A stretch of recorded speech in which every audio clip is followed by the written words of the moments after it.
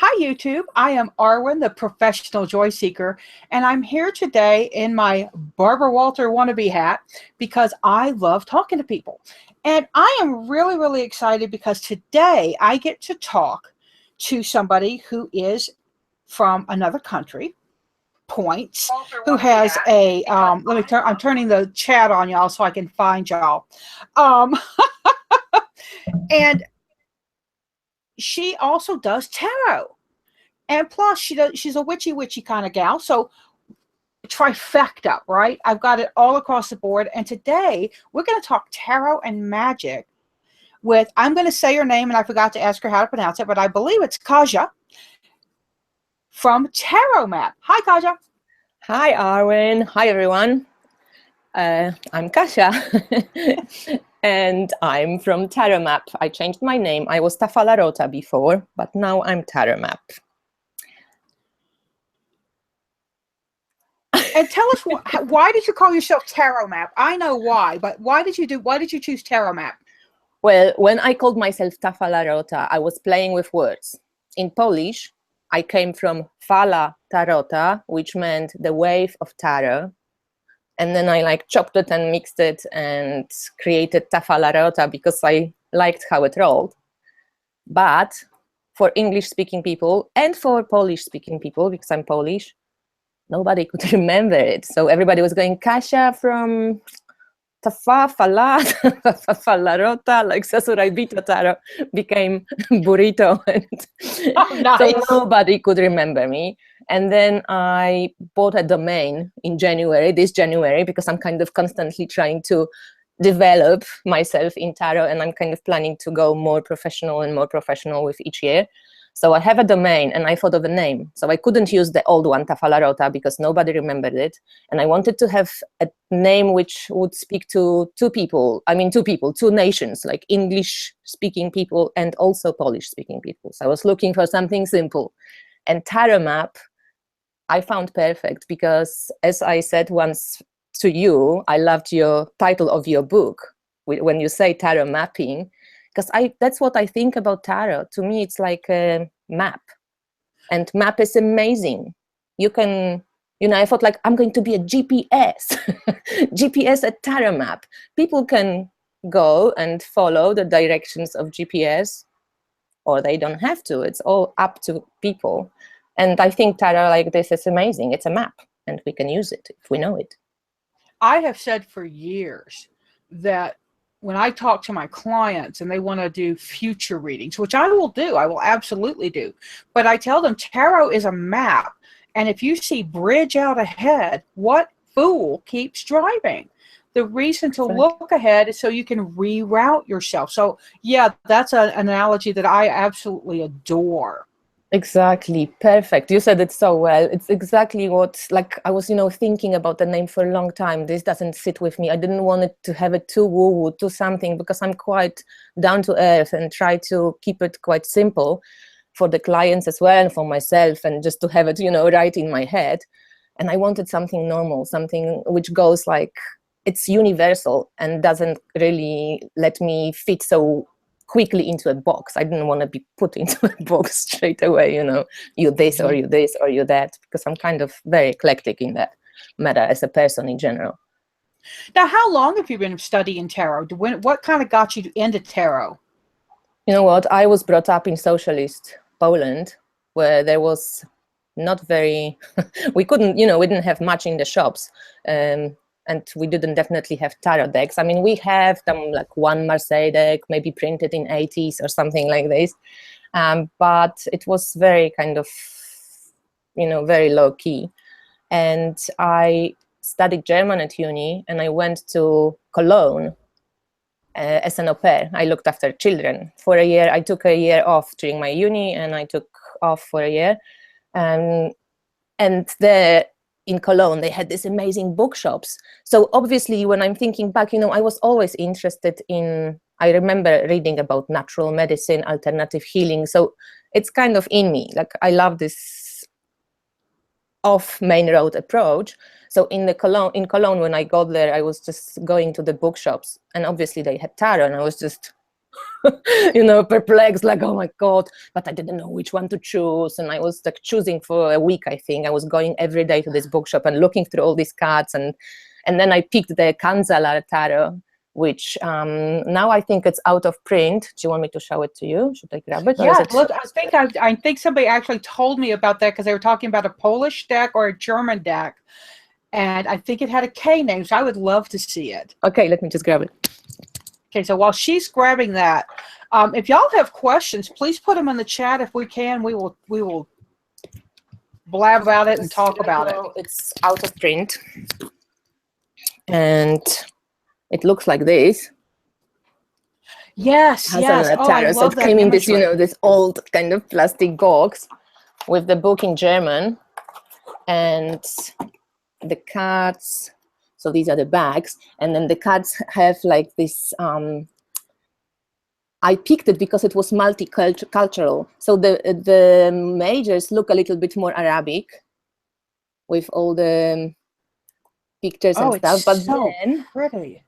The suits are, so this is the word, but then the suits are like come from different cultures. So for example, that looks Arabic. What if you're looking at our Ottoman? The coins are Arabic, and so here is the Sufi dancing Sufi, and then the wands are Hindu. So there's Shiva and Krishna and stuff like this. So these are wands. And then the cups were Christian or like Catholic. So like. Oh yeah, that actually looks Russian Orthodox, is it? Yeah, they have like I think all forms of Catholic and kind of European, I would say, even, because this is, look at 9 of Cups. It's not even Catholic, it's kind of like European aristocracy type of thing. Oh yeah, that's definitely French with that white hair. Yeah, exactly. Yeah, absolutely. So but cool. Mostly it's like the coins, and then the swords were Egyptian. Oh. But you know what happened? I lent it to a friend of mine. Like she was a keeper for it for a few years when I left for Australia, and 2 cards are missing. So when I got it back, I was like, oh, I know. I was like, fuck, I'm bummed. So, and especially that you cannot buy it anymore. It's out of print now. So yeah, so I got this deck. Yeah. I'm going to go look real quick because I thought. Let's see. I have an app on my phone called My Library. And it's where I have all my decks, but I thought that may be on my wish list. Let me see. Yeah, it's on my wish list. So very cool. Oh, and we've got quite a few people in saying hi. Hi, y'all. Talking. Hi, everyone. I'll try to keep up with chat, but I'm not really good at it, and I can't get my stupid phone to set up. I've got to get a little stand for my phone, so. Because right now I'm leaning it on my water glass, so the next crash you hear is going to be hopefully the phone and not the water glass. And hopefully not the water glass on the phone. Right? That's my luck right there. Now, Kasia, what do you read with now? What's your favorite deck these days? Are you a serial monogamist with your tarot decks? I know I am. Please, I'm not. Arwen, I'm like not a monogamist at all. I'm like bloody. But I do have my favorites though. I definitely have favorites for client readings, because some decks just when I keep using them, they work, and I keep using them and they work, and I keep using them. So I love Marseille decks, and I love Rider-Waite-Smith, because I learned mostly Rider-Waite-Smith in the beginning. And but right now I also love Lisa de Saint Croix for readings for clients. Say it again. Lisa de Saint Croix, the Tarot de Saint Croix. Oh, yeah, I'm actually such a good reader. Where I live, I'm about 4 hours from Santa Fe, which is where you said Lisa de Saint Croix, right? They're doing an open studio tour this weekend and next. And I'm really hoping that next weekend I can get in my car and get up there and go do that, because she's going to do mini readings. I've never met her in person, but I love that deck. Yeah, it's really kind of, she managed to, in the booklet, it's really cool. She just gives you like one sentence. It's a little bit like the Dark Goddess book, you know, with which Ellen wrote. I mean, I have the big book, but even the small one, I read this thing, this one sentence, and I'm like, amazing. Like, you know, so you already get so inspired to go with it. Yeah, great. Both of those decks are amazing. I really love the quality of the new decks we're getting. There's a new one that was just finished on Kickstarter that I backed called the Mesquite Tarot. Me too. Backed it. Oh, amazing. It's super. I cannot wait to see it. It's got really simple. Yes. Beautiful. And the color palette really appealed to me. Yeah. So, me too. I got to do a print interview with them on my blog because I do this deal where I give a tarot creator a bunch of questions and I tell them pull a card to answer. Awesome. And it's always funny because it's like their deck is talking to them, and you know, I say, "What's your favorite card in the deck?" And they'll pull a card and go, "Well, no, but sort of." And I read some of the interviews. I don't remember with whom you did it, but yeah, it was funny. Somebody was going like, "No, it's not really," but actually. Lisa Hunt did one that was so well done, and of course, I adore Lisa because she's my artist partner on the Fairy Tale Lenormand. So. Yeah. But her interview, she's really in depth, and she's a thinker. She's a very, very intelligent woman, and people think of her as just this creative person, and you don't think, you know, sometimes we separate intelligent, but you know, we don't think about things like Albert Einstein was super creative. So yeah, but when you look at Lisa Hunt's work, you kind of have to get that she must be deep because all the layers she always puts into the artwork. It's like, I love her decks. I do. I wish I had the Fairy Lenormand, not the Fairy Lenormand, but the Fairy Tale Tarot. Yeah. The one which is now, I don't know, why is it out of print? Why is it out of print and cannot get back on? Right. I think it's crazy that it's not back in print.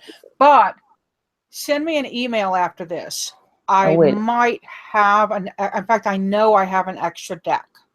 You do? Mm-hmm. I will send you an email. Box.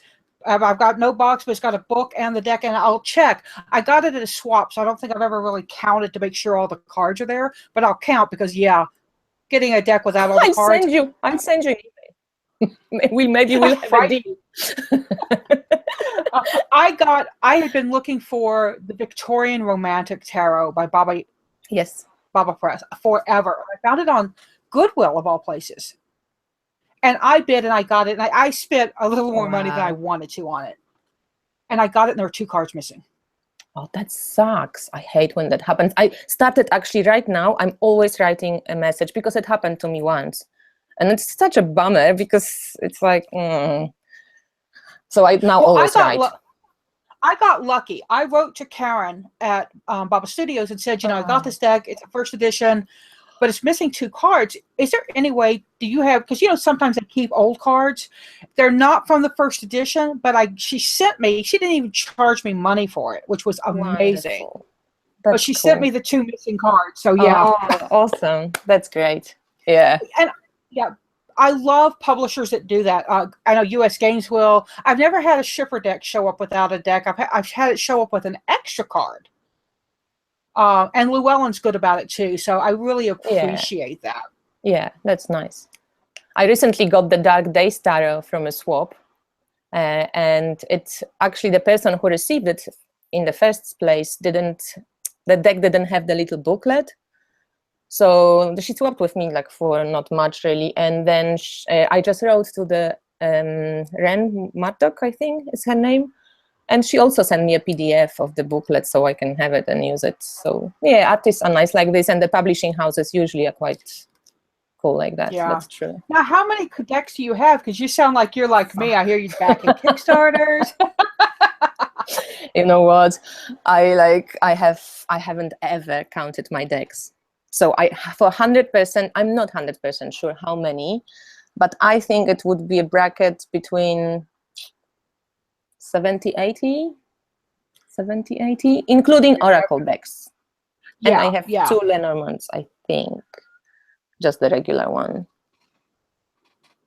Yes, but you know what? Last time I went to a second-hand shop in Poland, and I found Thomson Lang Tarot, which is from 1935. Because I knew it's an old deck. I checked it had all the cards. I bought it for like not even $1.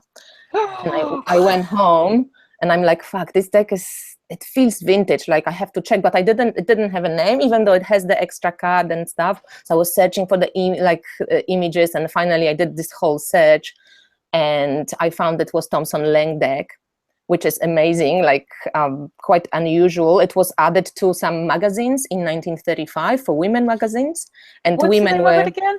Thomson Lang Tarot. I don't know that one. Wait a Yeah, second. please. Yeah, see, y'all, we're gonna go all into the vintage decks because I love the vintage We'll stuff.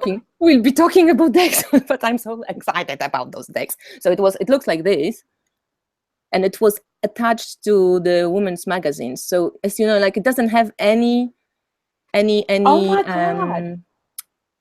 it doesn't have any name on it, but it's came with all these extra cards and a booklet how to read 1935, and I checked, and it is from 1935, and it's this weirdest deck. I find you like one card which It almost looks like a recolored Rider-Waite, doesn't it? it is a little bit like Rider-Waite, but look, it's different also. Like this is 3 of Wands. Oh, cool. So it's kind of like this is 5 of Wands. Some of the cards are very similar, but for example, Knight of Swords seems to be connected maybe to water, or maybe he's going through emotional currents. I'm not sure. That's an interesting Knight of Swords, isn't it? Because, and I don't know the elemental dignities and all that, and I wonder if he's a water air knight, because I know. Exactly, because sometimes swords are connected to water for some ridiculous reason I don't understand, but apparently Kelly from Truth and Story did a video on it. I will watch it.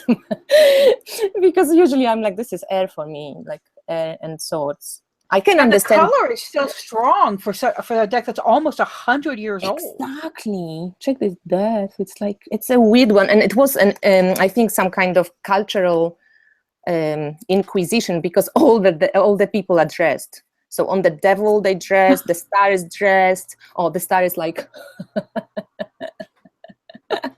I shall have my little clothes on. Exactly. So it's an interesting one. It's 4 of Swords. It's different. Oh, that's an interesting interpretation of the 4 of Swords, because it doesn't have that rest and relaxation thing going on. Exactly. So yeah, I found this one for like, so you can sometimes find these decks you don't even know that they existed, and then it turns out they kind of this amazing decks. Yeah, I go into we have a chain here in the States called Half Price Books.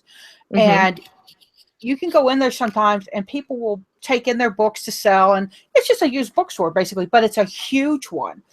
And I found a Tarot of Prague there, an original copy of it. And I mean, they're not selling it for $5. They know their stuff. So unfortunately, okay, you pay pretty. Sometimes I get what I think is a deal. They had a Marguerite Peter deck there, one of the old, they call it the mauve one, and it was only 100. I didn't get it, but I told a friend about it, and she went and got it. Yeah, the first edition. I mean, this like with the mauve borders. I know. Yeah.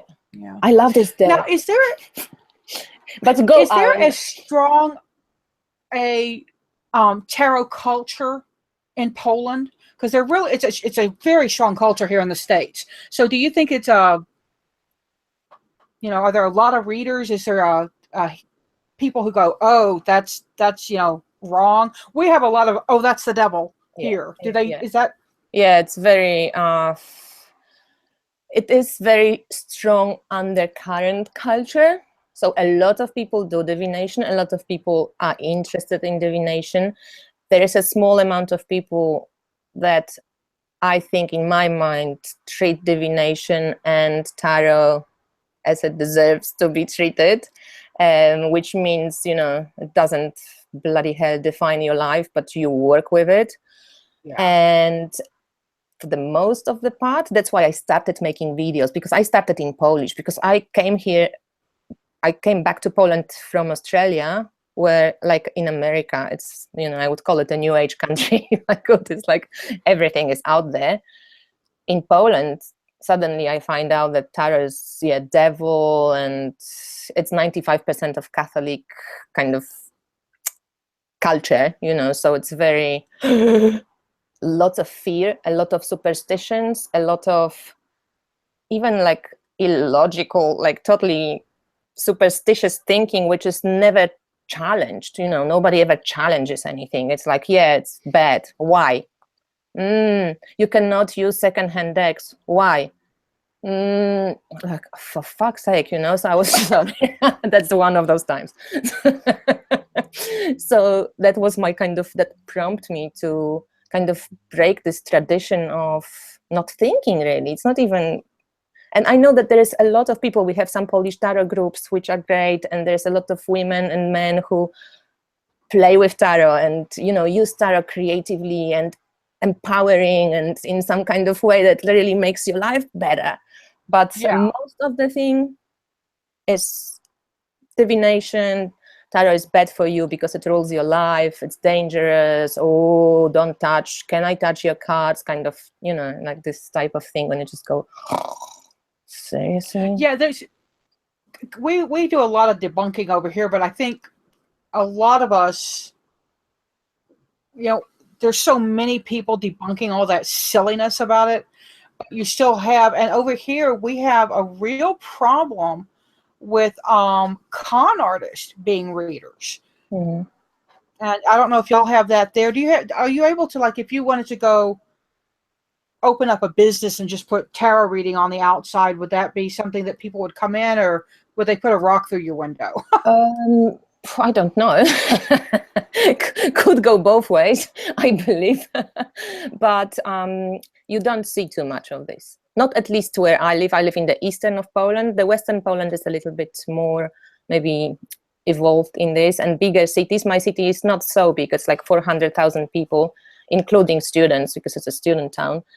But nevertheless, it's kind of in the poorer part of Poland. So there's a lot of, well, it's not even the village, people from the villages and stuff. It's not even that, because sometimes people from villages are much more wiser than people from the cities. But it's just poorer. People have different issues, more or less money. I don't know, more kind of blaming you, and this is to blame. So always this externalization of blame. And I think people who tend to do it, they will do it to everything, including tarot. Plus tarot has this, the history of it's devil and it's this and that. So I wouldn't probably put out my name. Yeah, and one of the papal bulls, I don't remember which one I used to know, but it specifically named things that good Catholics shouldn't do, and they were like tarot, gambling, and the reason it wasn't the divination aspect, it was the fact that gambling took money away from the Catholic Church. Exactly. No. Right? Don't do that. We want our 10% first, people, and maybe you can go out and play your games. But it was very very interesting when I was studying up on that. So let me ask you about your witchy self. How did you come, or do you feel like you follow kind of a witchy path? You follow a blended path? What would you call the path you follow?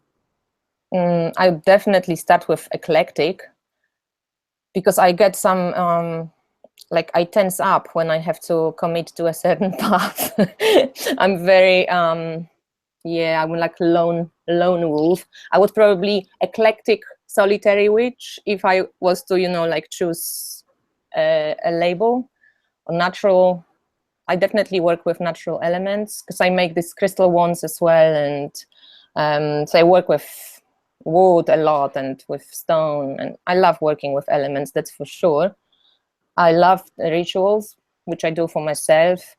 I always have a sacred space in my place. It's just kind of like intrinsic part of my life now. It's every like everywhere I live, I have it. It's nothing, probably I wouldn't want to not have it.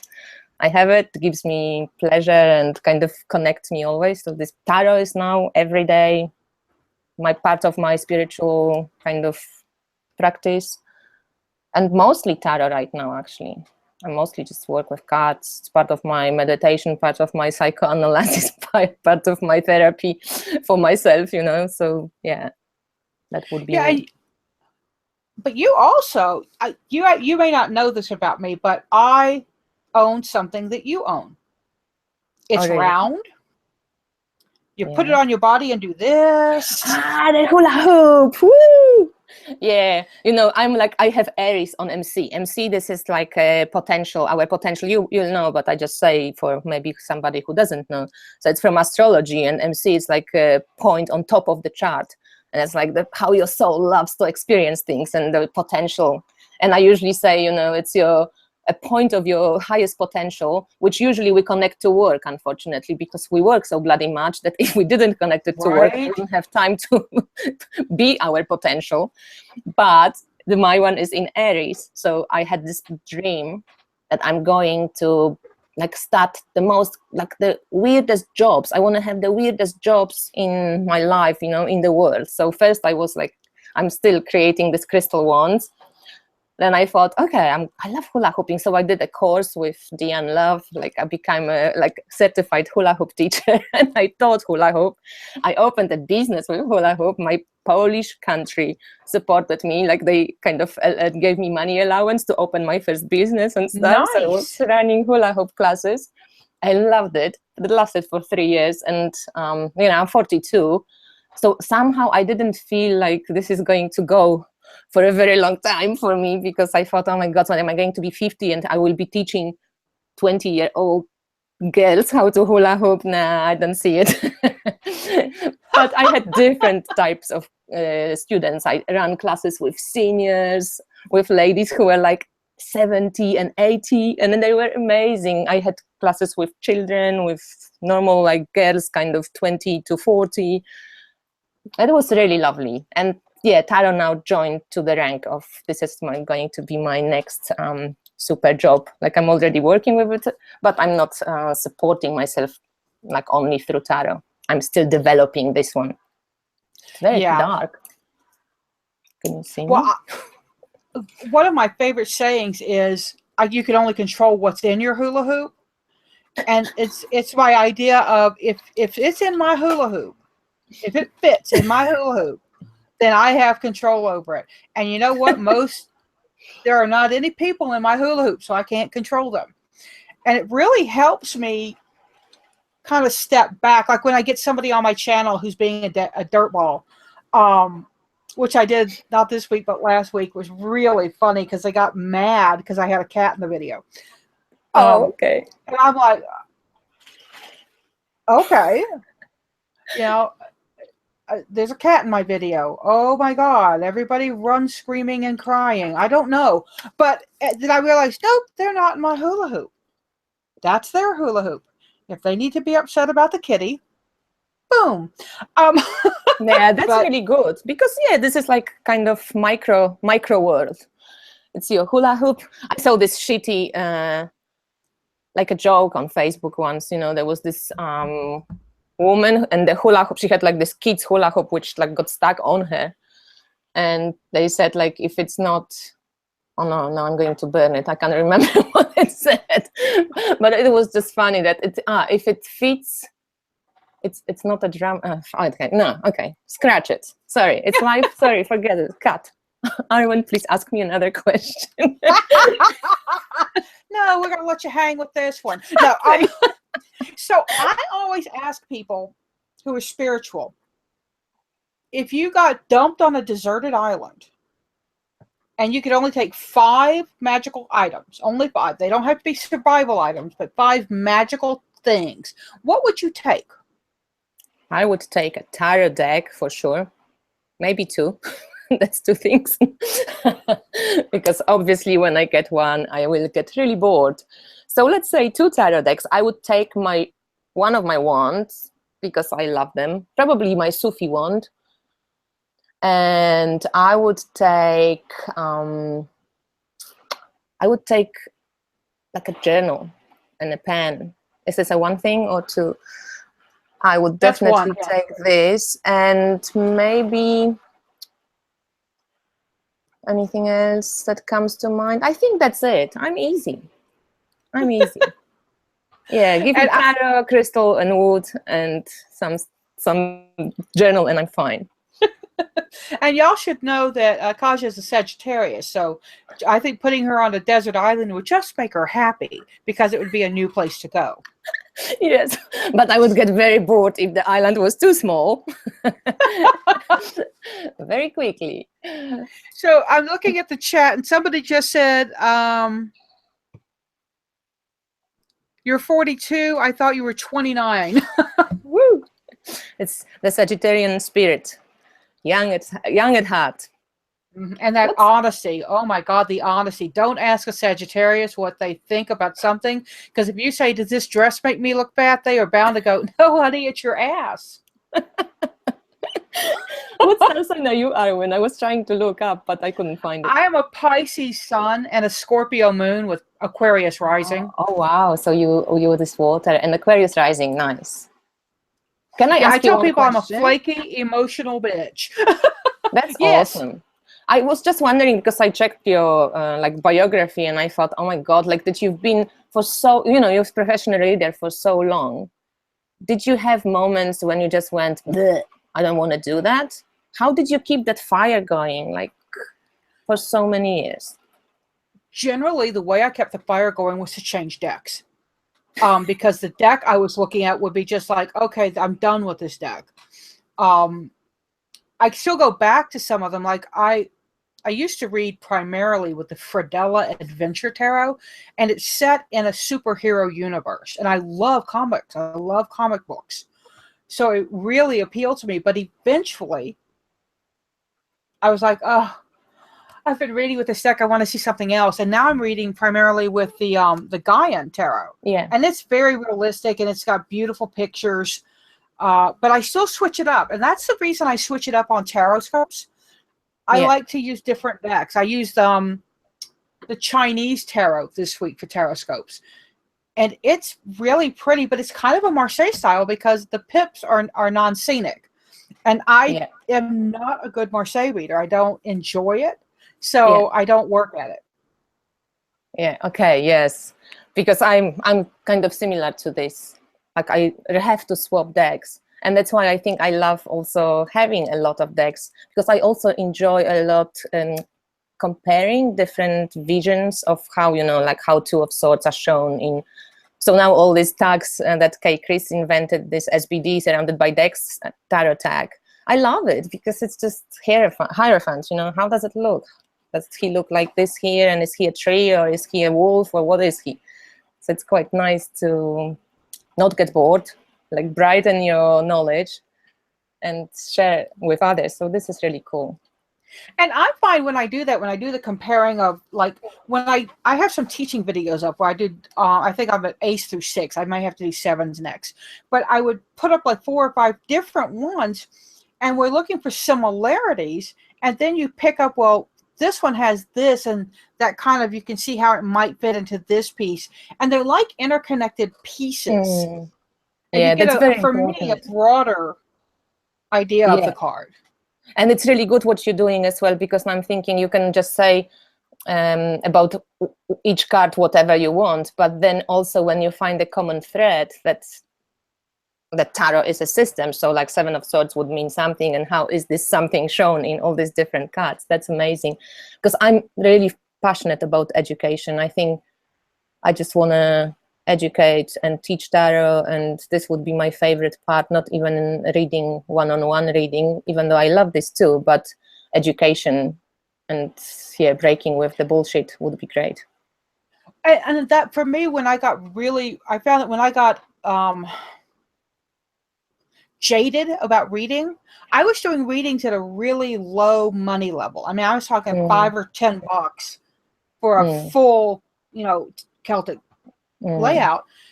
And if I felt like I was doing all this giving and not getting anything back, and it wasn't really about money, it was about an energy exchange. Yeah, the But balance. I changed my prices, and I changed them. The first time I changed them, it was a significant change. It was from like $5 to 25.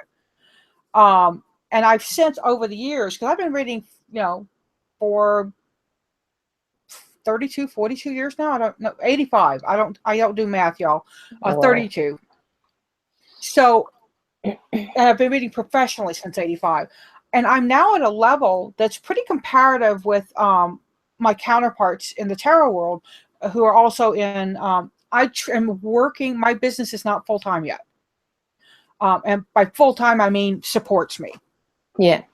I have a husband, and he supports us, and my income is supplemental to our lifestyle. Yeah. I'm very fortunate. I'm super lucky. Yeah. But I built this thing. I used to sell like eBay readings. You could just go in, buy now, $5 reading from me. And you can't do that on eBay anymore because they found people were, in fact, ripping people off.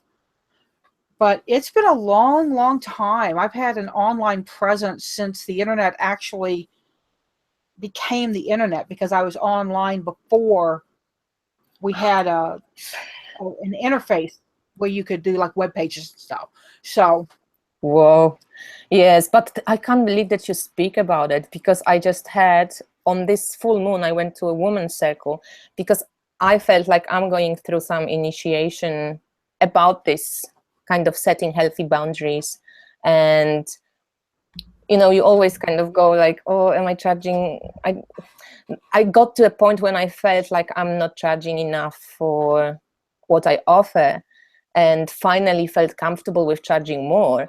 But I started having this funny, even before that, I started having some funny situations when, a friend would book a reading but not pay, and just like those kind of things when I had to like ask for money.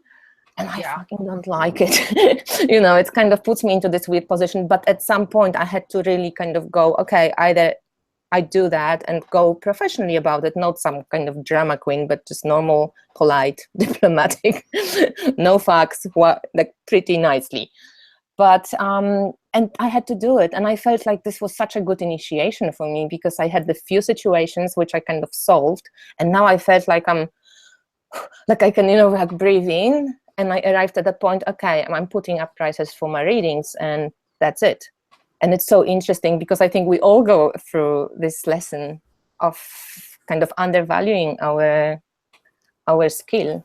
It's so hard to and I felt guilty about it. I felt truly guilty, because my goal is to help people.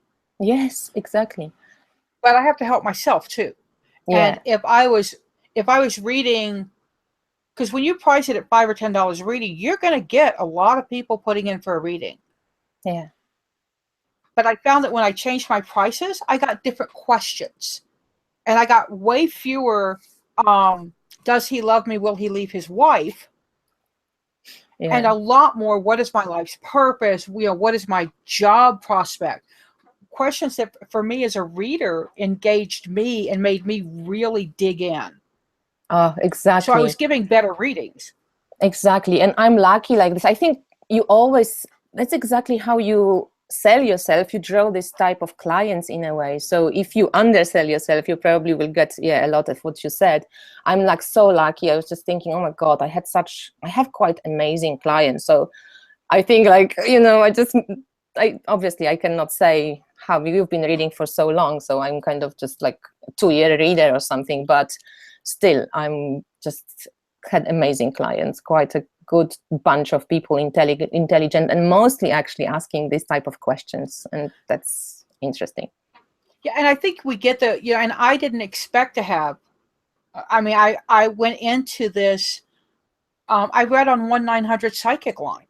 That was where I cut my teeth as a professional reader, and in the back of my head, I'm thinking, oh my God, they're paying $4.99 a minute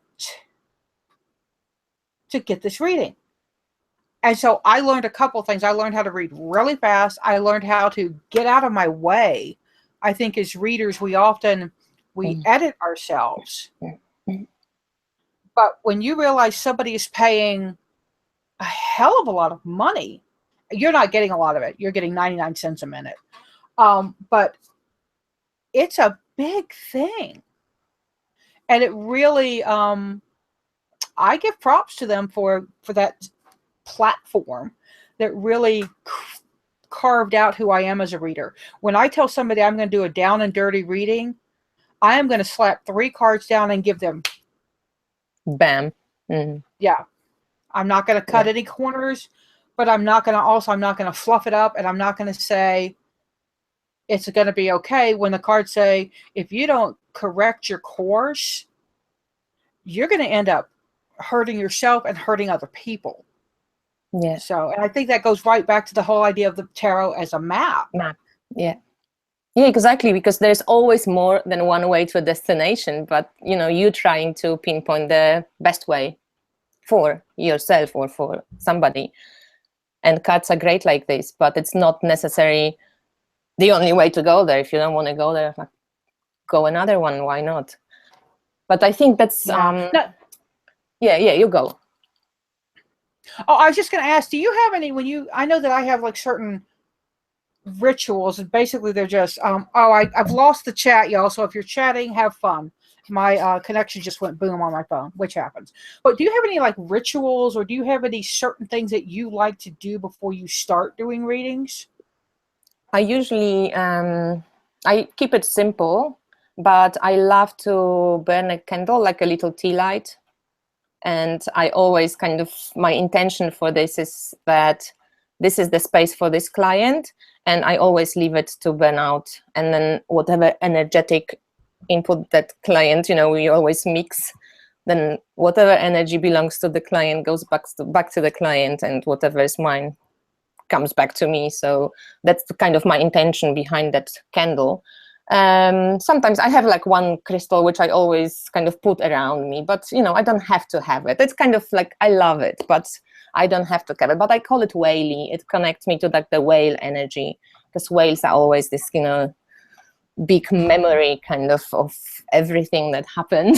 I always imagine them to be like this amazing kind of energetic beings. But that's that's kind of like, I love to go magical about it, but I like to keep it simple too. So probably the candle, I love to use some, not even incense, but maybe just a little bit of sage or some Palo Santo, just for the smell. Yeah, that's it.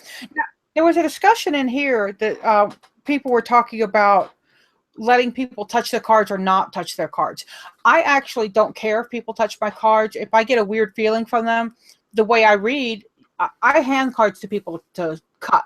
Generally, I don't let people shuffle, because I used to, and then I had a guy come in and he might poker shuffle these puppies and bent some of my cards. I was like, oh, but that's on me because I handed it to him.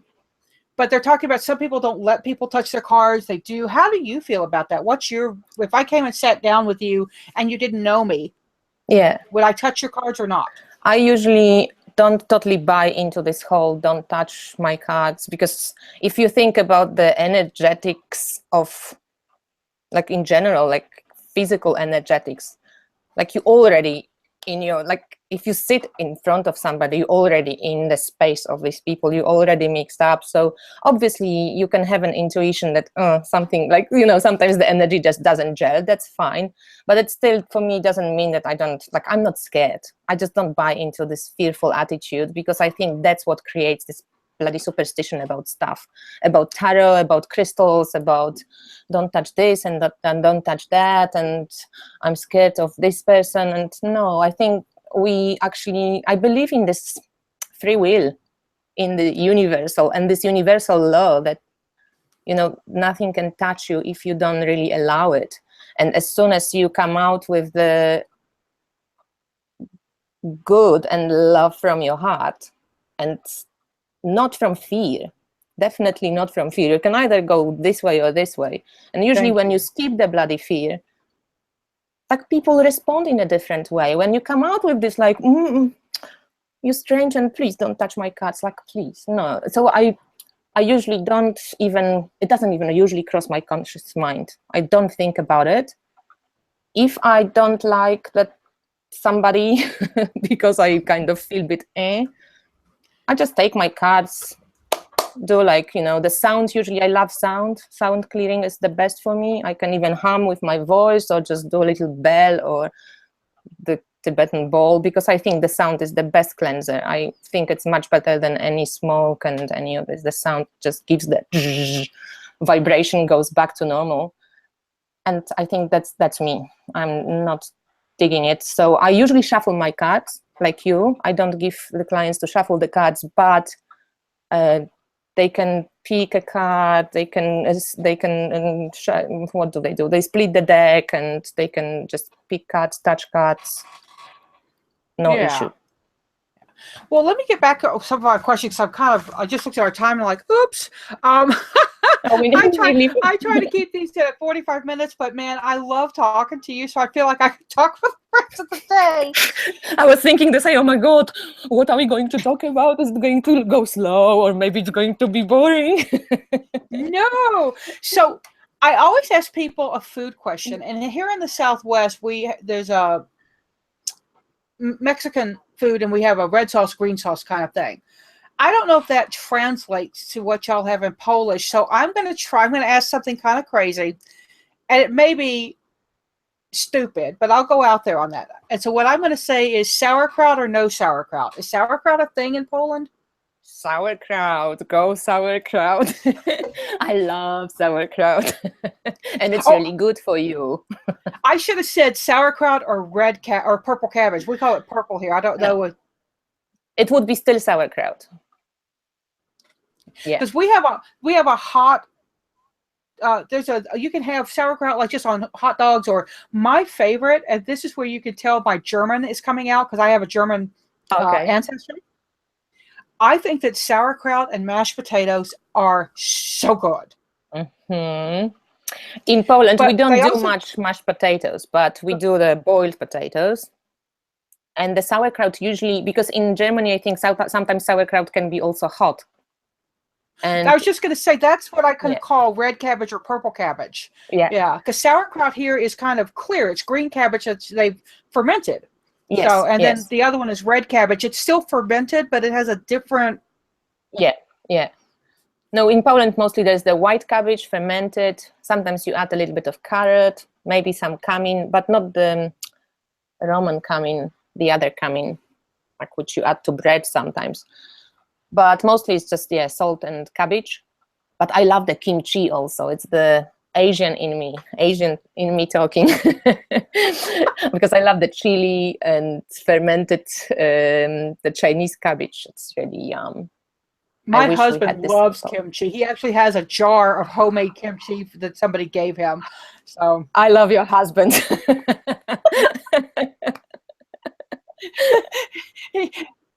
He's got some great food, and he loves to try different things. I got him one of my favorite cuisines is Ethiopian, and I got him hooked on Ethiopian food. So I'm hoping we're going to a wedding this weekend, and one of our favorite places is the Ethiopian place is in that town. So I'm hoping we get a chance to go by. I never ate anything Ethiopian. What is it?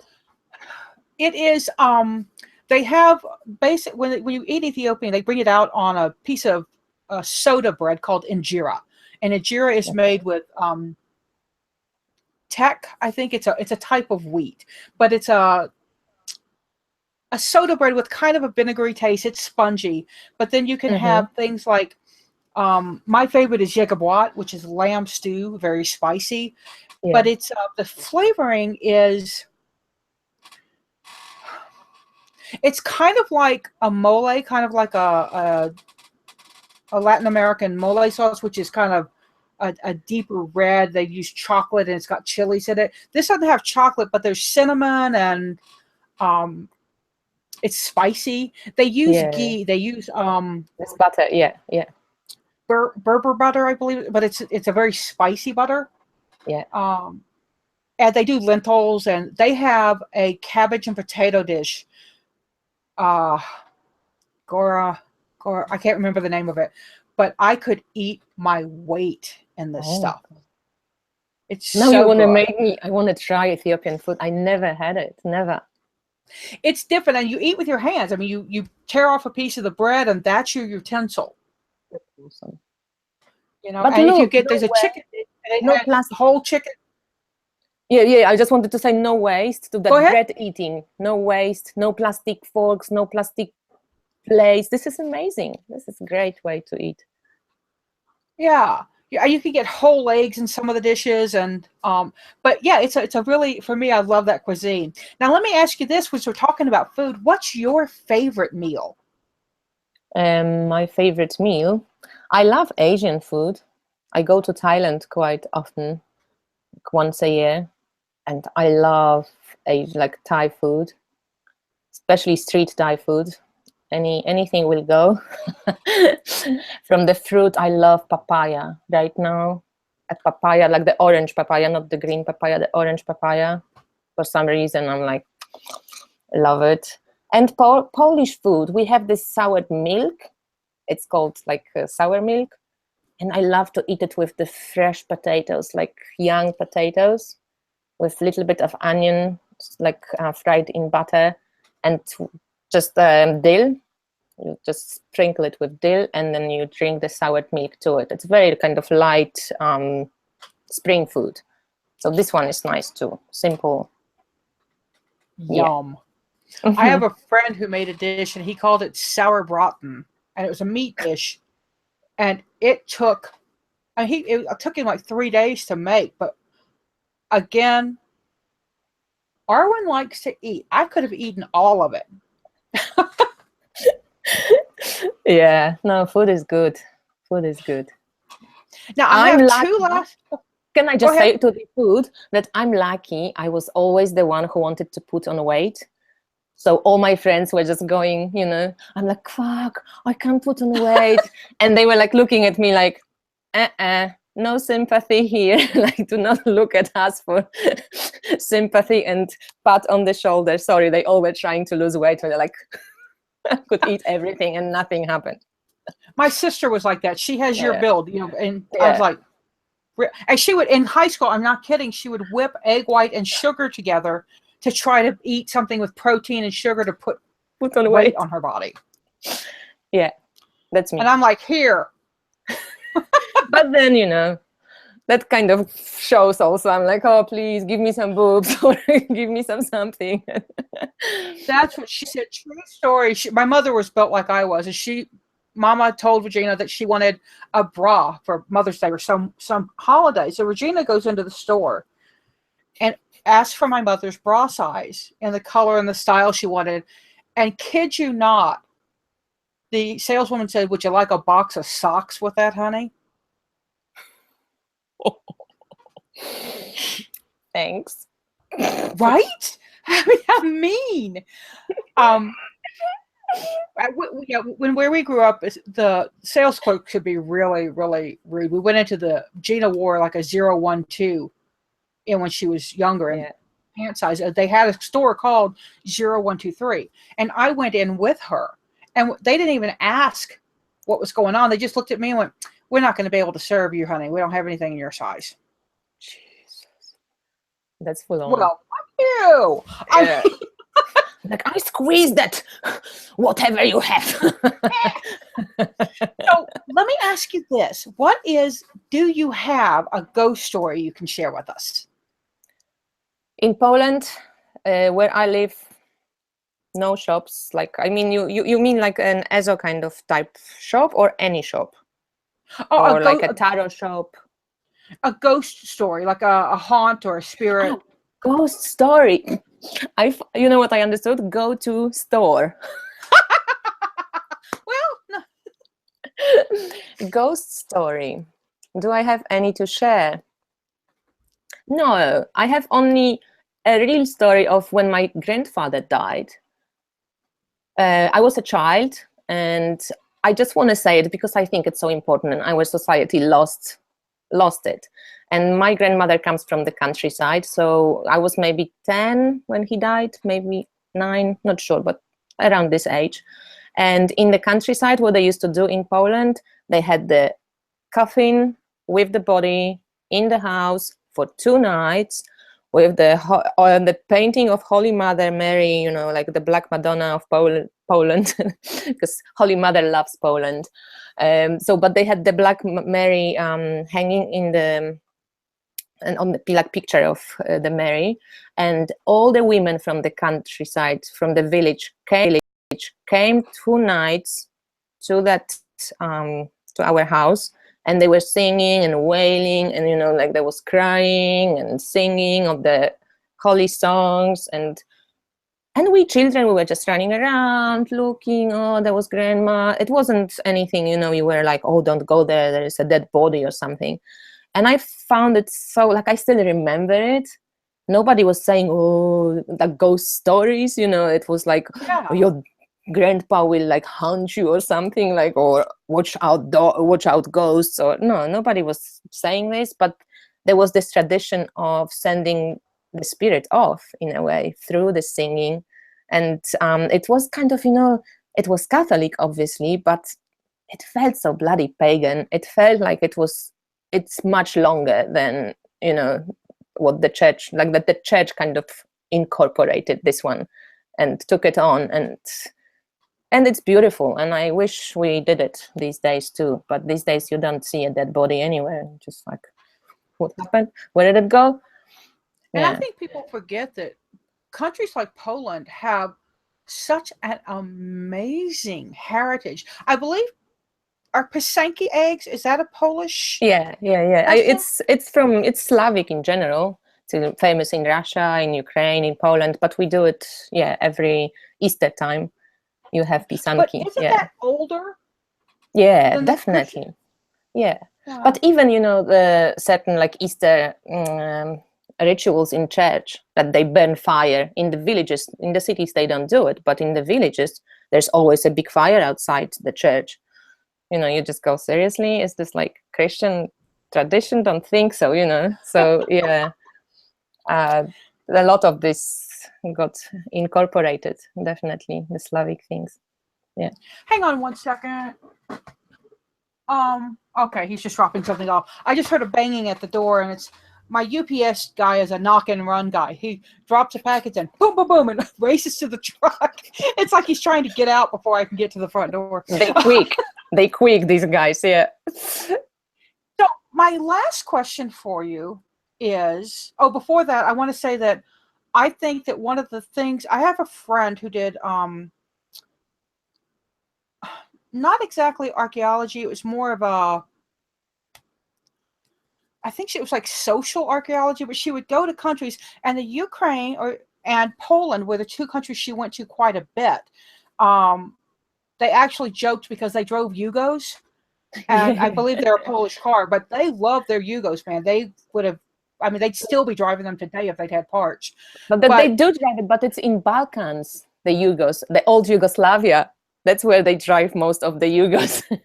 Oh, I didn't realize that.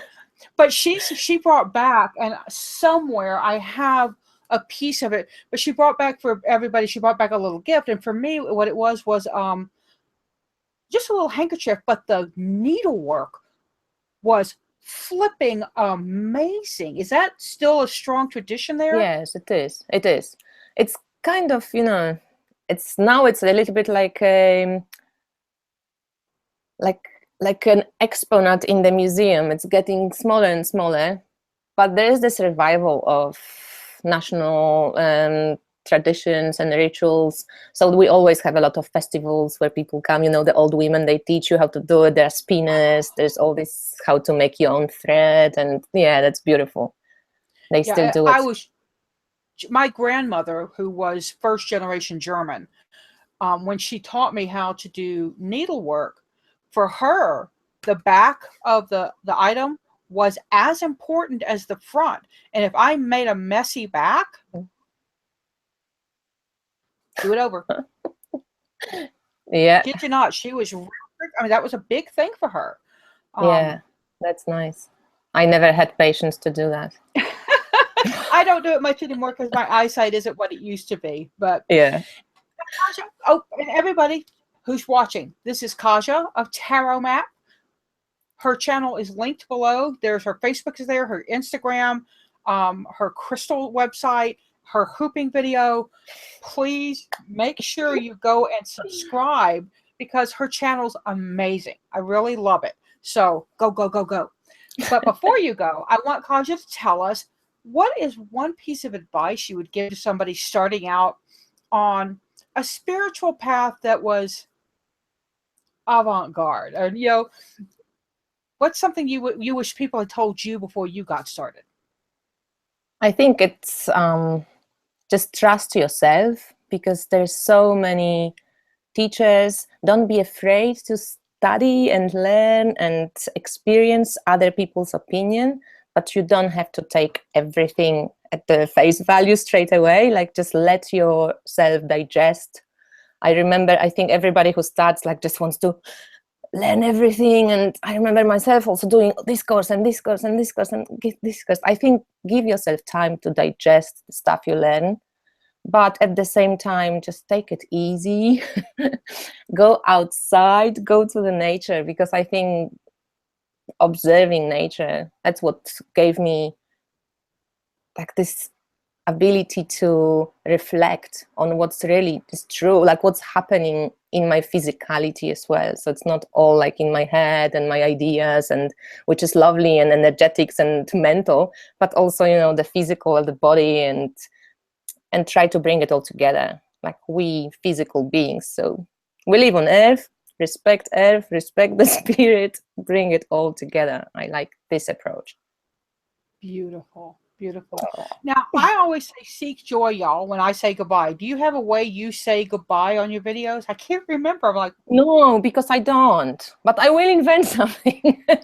I love yours. And I love when somebody says, like when you say it in the beginning, I have to invent this. This is great. This is going to be my homework from you, Arwen. So how would you say seek joy, y'all, in Polish? Bądźcie szczęśliwi. Bądźcie szczęśliwi lub poszukujcie radości. Bądźcie szczęśliwi. I like it. Well, seek joy, y'all. Subscribe to Kasia, and we'll talk later.